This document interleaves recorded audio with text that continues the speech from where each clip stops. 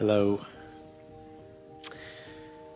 I've been to many Abrahams, and I typically don't have a question.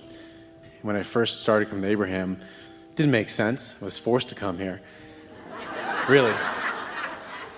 And one of my biggest things when I was a kid, I was called Smiley. And I was really, really happy. Things always just worked out. And then in my 20s, teenage and 20s, I tried to figure out why that was. And, when I was a kid, I think I understood the purpose of life was to have fun. And as I started digging more into metaphysics and reading, and it became more about sort of trying to manifest success, and maybe it's more about accomplishments. We just want to jump in really briefly with one word. From our perspective, the utter definition of success is joy in this moment. So satisfaction is the success that you're looking for, and every other kind of success will follow that. The success of alignment with who you are then connects you with the success of everything that you've asked for too. But if you're looking for anything other than that, then you get off track pretty easy. Yes. Joseph Campbell said, follow your bliss. Right on track. That's exactly right on track. Okay. That changes the perspective too. Yeah, I get that. I've had some contrast through relationships and business and that kind of stuff. And good. It's the stuff eternity is made of. Say that again? Contrast is the stuff that eternity is made of. Without contrast, there cannot be clear choices. And without clear choices, there cannot be new creation. So contrast isn't you doing something wrong. Contrast is life serving you, serving your evolution. And once you're really good at focusing quickly, then contrast doesn't bother you at all. You just see it as opportunity to choose, because contrast doesn't defeat you when you're in the driver's seat of choosing. So maybe as the key is, are we to find joy in the contrast? Well, this is the way we explain this. The answer is yes, but here's how we explain it. Step one is life just produces contrast and causes you to ask.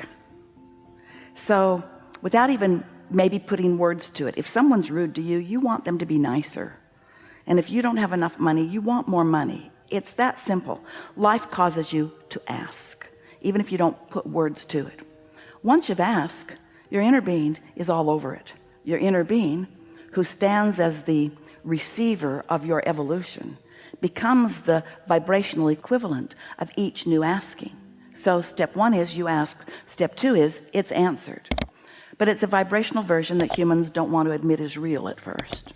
Step three is admitting it's real. Step three is accepting that it has been asked and answered, and that it does exist, and then finding a way to get into the receiving mode of what you're asking for, because it's constantly being revealed to you, but you've got to get in a receptive mode so that you can receive what's being revealed. It's like the radio station can transmit the message or the music, but if you don't have your tuner set, you're not going to hear it.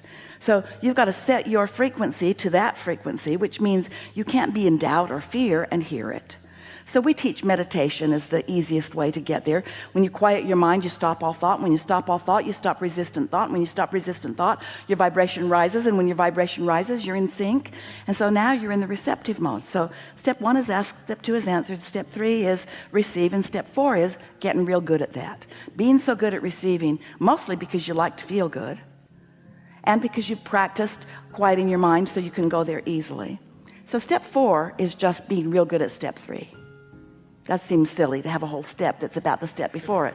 But the receiving mode, it's not like a college degree where once you accomplish it, it's yours forevermore. Hang the plaque on the wall, I have received. It's not like that, because it either is or it isn't in the moment, depending upon how satisfied you are, depending on what you're doing with your thoughts. So step four is maintaining some stability there. And then step five is what you were just talking about. Step five is being back in a contrasting moment, and hear this, often because your inner being inspired you there because you want more expansion. Because if you want expansion, that means you want answers, and if you want answers, you need questions. If you want expansion, you need solutions, and if you want solutions, you need problems. Would you agree? And so when you're tuned in, tapped in, turned on, then very often you are inspired right into the clarity of a problem, because it asks a question that the solution is so satisfying when it comes.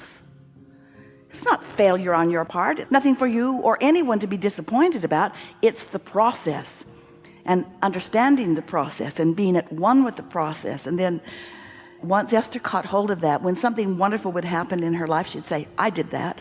And when something not wonderful would happen, she would say, I did that too. Because she understood that it's part of the clarifying process. But it's certainly not anything to lose your happiness over.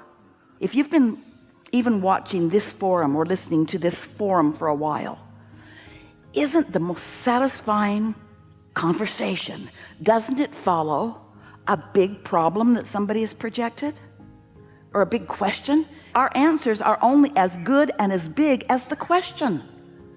If you've got a tiny little question, we got a tiny little answer. If you got a great big question, we got a great big answer. And your satisfaction factor is proportionate. It really is.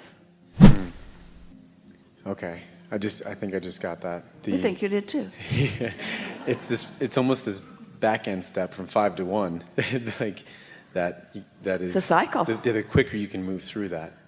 What happens is you find yourself then not feeling like you're moving through it. It's not like getting over the problem. It's like, ooh, a juicy question, which is going to bring juicy answers. And you see, one of the things that happens is you come here, we talk with you, you hear us with our certainty speaking about the laws of the universe. And we tell stories of Esther's success or others' success, or you hear the stories of success from others. But until you have personally had the experience where you have felt the discord of what you think is a problem, and then felt the relief of alignment, and then actually come out of a meditative state with a clear impulse that maybe doesn't even feel related to your problem. It's just an impulse that feels good, like go to 7-Eleven and get a Slurpee.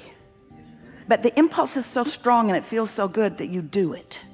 And then the next impulse leads to something that is a huge payoff. You meet someone, or another idea comes, or you buy a winning lottery ticket, or something happens. Until you make the correlation between a quieted mind, a raised vibration, a receiving thought, and the following through on it, then you don't know what we're talking about. It's just so many words. But once you start deliberately allowing your vibration to rise, and then receiving the thoughts that come from it, and acknowledging. The other day, here's Esther's newest example of this. So, you know, if you've been listening to us, Abraham teaches easy meditation. We don't encourage you making a big deal about anything. In fact, we say, listen to the air conditioner, and if you do, and you can just isolate that sound, your thoughts will stop, your vibration will rise, and you'll have a meaningful moment with us. And some people get that and do it, and some people think, oh, there's got to be more, and don't even try. But it's what we mean. It's how Esther does it. It's how Esther has always done it. So the other day they were in Asheville, North Carolina, which is known to be a spiritual community, and friends who Esther met there said, let's go to the Salt Crystal Cave. And Esther thought, oh, a cave. So they went to a building and went to a room, and Esther thought, it's not really a cave, but okay. And then she realized it was a meditation thing, and she felt a little slight resistance to that, because she doesn't believe that she needs all kinds of stuff to help her meditate. She's tuned in, but she was with people she loves, and there were some strangers that she was meeting for the first time. And so 10 of them went into this room, and it was a room not very big, and the salt crystals had been imported from somewhere, Poland or somewhere, and they were all over the walls, so that all you could see around the walls were in some cases very thick, and in some cases not so thick, but big salt crystals. And the ceiling had nets with smaller chunks of salt crystal that were hanging from the ceiling, and the floor was deep with what looked like a coarse sand, but it was sand of salt crystals. And then there were some lawn chairs seated around, and Esther sat herself in a chair and thought immediately, oh, this is satisfying. The temperature was perfect, and there was a water fountain dripping, delightful sounds, and the fragrance of eucalyptus was very soft in the room, and music, really quiet, beautiful music. And Esther sat back in her chair and thought, I love this. And then she proceeded to focus upon the sound of water dripping, because it was the most consistent sound in the room. And in her chair was sitting a large piece of crystal, and Esther picked it up because she didn't want to sit on it, and felt a slight resistance because it seemed like something unnecessary. Abraham doesn't talk about it, but she found a way to hold it. Her hand just fit so nicely in it that she fell in love with it, and then she just blissed out for 45 minutes. And when it was time to go, she wanted to take her rock with her, and they allowed her to pay $4 for it. So now, ever since that day, Esther has thought about that delicious experience many, many times. Hundreds of times Esther has thought about that delicious experience. Now, before that experience, she was in San Antonio at Copenhagen Furniture with her grandson buying a desk for his new bedroom. And there was a man there who was helping them make the choices, and Esther and Luke made really wonderful choice, and the salesman complimented Luke to Esther in front of Luke, and Esther really liked that. This is really a wonderful young man, he said, and Esther knows that, but she really likes that he knows that, and she liked that Luke knew he knew that. So Esther has another little love affair going on with a stranger, and then she went back with Tracy a few days later and bought some bar stools and met somebody else who knew Esther, and then she went back a few days later and bought some more bar stools, and now this man is there, and he says to Esther, do you mind if I take your phone number and call you? And Esther said, no, I don't mind. So she gave him her number. He said, I have something I want to talk to you about. So now Esther is in the office supply store, and she gets a phone call from this man, and he says, Esther, I want to build a crystal salt cave in San Antonio. And Esther said, of course you do. Nothing else makes sense. There's no thought that's been more active in my mind over the last several days. In other words, when things like that happen to you, you know how loved you are. You know how well the universe is managing things for you. You understand the continuity of things. And so. Now, Esther may not break ground. She's got 40 acres and plenty of places for a salt crystal cave, maybe really a real cave, maybe even a cave that isn't in a building. In other words, there are all kinds of things that are coming to mind about it. She's often running with more pleasure for the sake of pleasure. This is how it works, you see. You don't have to do the work. The universe has got all the data. The universe knows everything you want, everything that everybody else wants, and where everything that they want and who they are in relationship to you, and will line you up with it. You just got to know that and be having fun with your grandson buying a desk in the process.